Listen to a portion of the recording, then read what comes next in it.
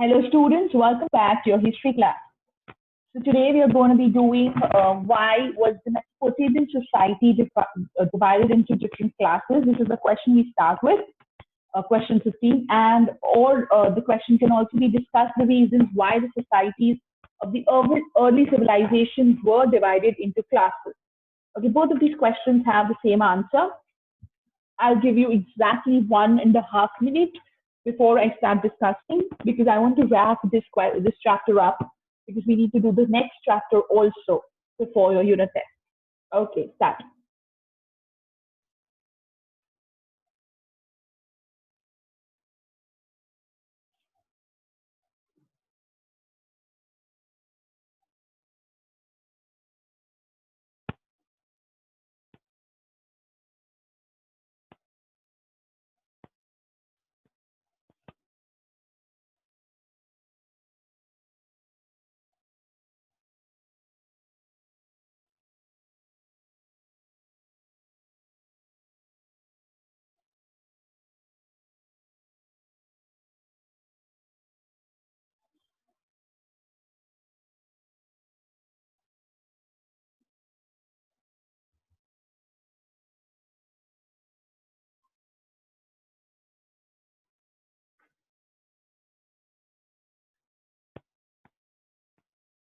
All right. The answer to this question is the Stone Age man had only one worry: how to get food and satisfy his hunger. He didn't have any other responsibilities. But with the origin of civilization, many other problems cropped up, which necessitated the division of society into several useful groups. The social and economic activities had become so multifarious that they could not be executed by only one person. Different work had to be assigned to different people. With the gradual growth of civilization, the human life became more and more complex. Day to day wants and necessities became so many and so varied that different occupations sprang up to meet them, and they further created new demands and tastes. This led to the rise of different occupations, which necessitated the division of society into so many classes. So, number one is that socio-economic activities became so big, so multifaceted that only one person couldn't do it, and so different people had to be assigned different work. Number two is with the growth of civilization, human life became complex. The day-to-day needs, wants increased, and they varied. Okay, and they varied across occupations. So different occupations had to be grouped to meet the new demands and the new tastes. And this led to rise of different occupations, which necessitated the division of society into many, many classes.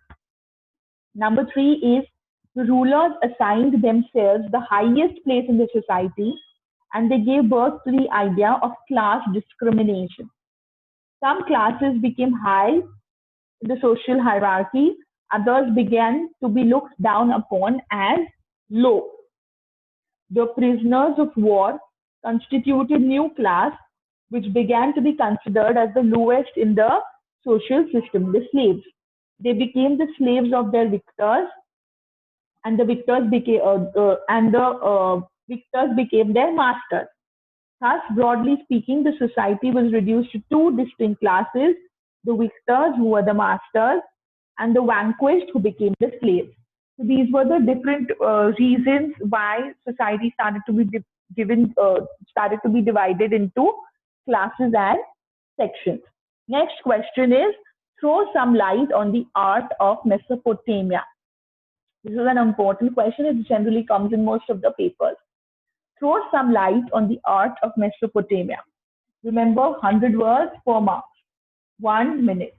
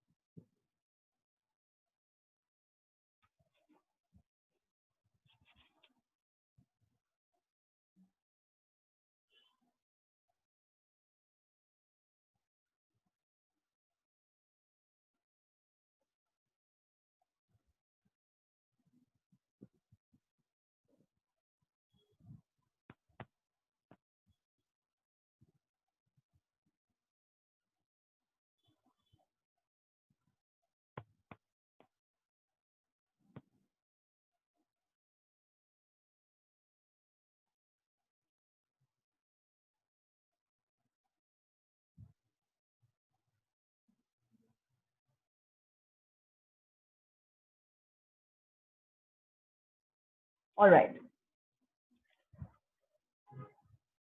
Due to you first start with introduction of Mesopotamia. So in this I have written that due to a lack of stone, wood, and different metals, the art could not flourish in Mesopotamia as much as it flourished in Egypt. Still, some rulers built vast and beautiful temples, and most of them have been destroyed as they were made of wood and kacha bricks.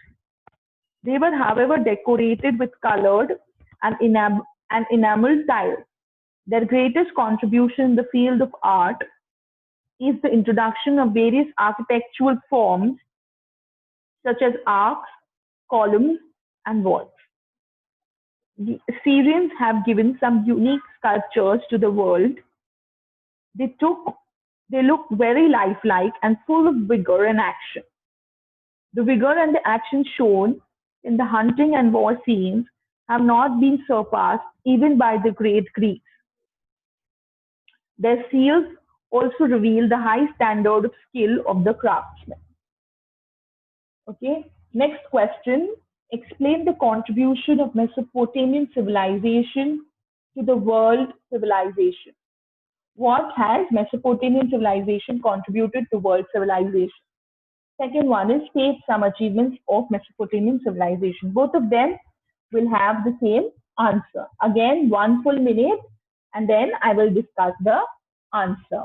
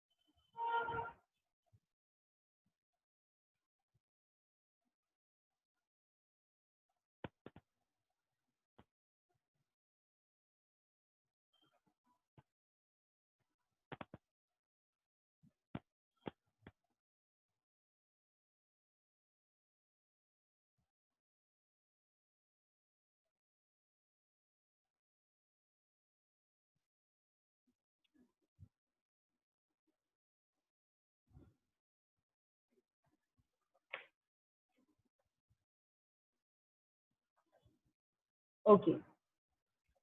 So some achievements of the Mesopotamian civilization. They were probably the first people to introduce the use of potter's wheel to the world. So that is their first contribution to the world. Second, they were the first to introduce the idea of written code of law. They were also probably the first ones to make glassware. They were the first to devise the use of arc, domes, columns, pillars to support their roofs in the absence of large quantities of wood and stones in their region. They were the first to enter into written trade agreements and frame rules for debt and recovery. They were the first to divide an hour in 60 minutes and minute into 60 seconds and a circle into 360 degrees.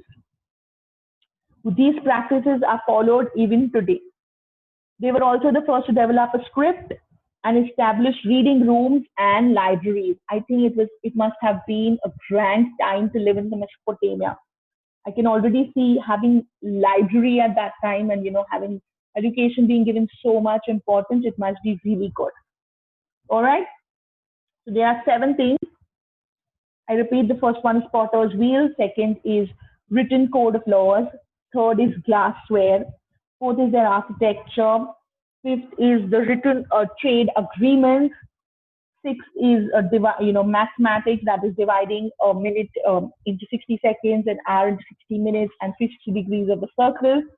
And the last one is the script and reading rooms and library. Okay.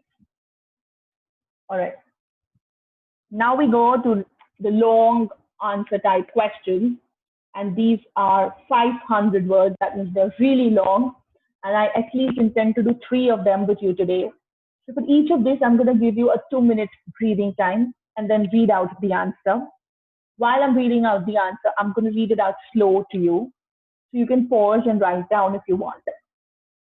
Okay, the first question is give an account of the achievements of the Emperor Hammurabi of Mesopotamia. We have done this in the very short, we've done this in the 100 words, but now we're going to do this in 500 words. Okay, so start, 2 minutes starts now.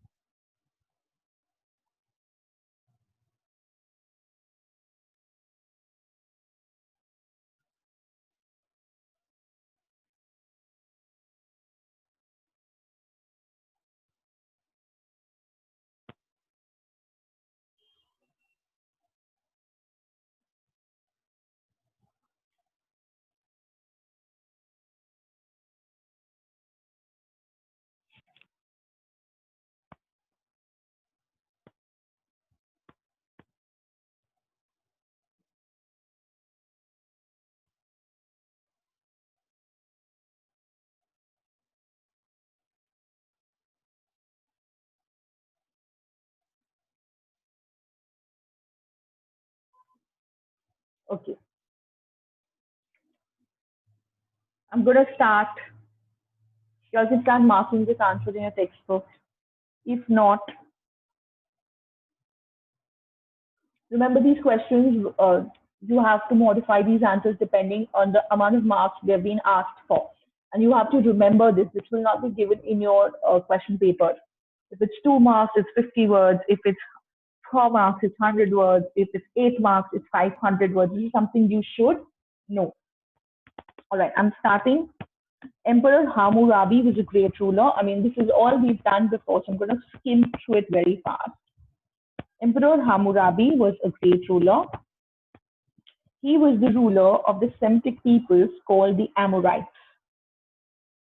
He was a young man of courage and genius. He united Mesopotamia and established a centralized government. It is said that he acted like a whirlwind in a fight, and he would cut his enemies to pieces. He never lost a battle and formed the great empire of Babylonia. His letters and other relics show that he was not merely a great fighter, but also a great king, statesman, and a lawgiver. Though he governed the land with an iron hand, he administered the land just like a father rules over his family. He was a tireless king in all matters of government. He made Babylon a great city with fine streets, palaces, and temples. He built a large bridge over the Euphrates so that great ships could sail up and down the river under his wise rule. Babylonians prospered a lot. He also built great canals, hundreds of miles long, between the two rivers from the town of Kish to the Persian Gulf. This great canal not only brought waters to irrigate lands, but also helped to protect the cities from floods, especially when the river overflowed their banks. As a result of all these measures, trade flourished, and the wealth of the country increased by heaps and bounds. Hammurabi did his best to establish peace and order in the land. He divided the whole empire into provinces for better administration. He appointed governors on the basis of efficiency and intelligence. A collection of 55 letters written on clay tablets, has recently been discovered. These letters reveal that he had ordered issues to his government to rule the people wisely and also in the best interest of his subjects. His code of laws, about which we shall discuss in detail, has immortalized him in history. So, when you speak about the achievements of Hammurabi, you can include his code of law, and but do not speak only about code of law in detail. Speak about all the things he did, including the code of law. Okay. Over here, question number 2 is all about the code of law. It's how is Hammurabi's code of law regarded a great achievement of the Mesopotamians. So this is going to be entirely about his code of law. Okay, 500 words on his code of law. Again, I'm going to be waiting for around 1 minute, 1.5 minutes before I give you this answer. I don't think I'll be able to do question 3 today. We'll do that tomorrow.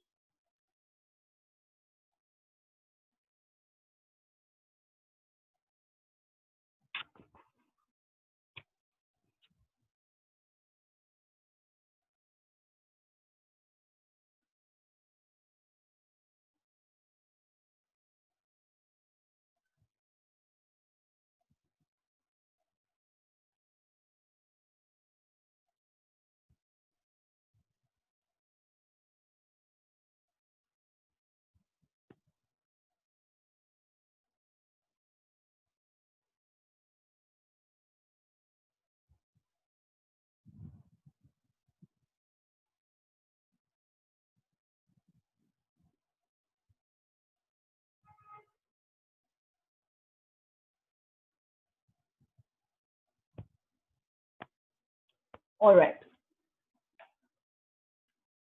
Importance of Hammurabi's code of law. No, no description of Mesopotamian civilization shall be complete without a special reference to the Hammurabi's code of law. Undoubtedly, one of the greatest achievements of Hammurabi was his code of law. He had them carved on a splendid column of hard stone of 8 feet in length. It also exists today in the Museum of Paris. There had, of course, been earlier lawgivers, but the great stone of Hammurabi is the earliest complete record of laws that has been found in the world.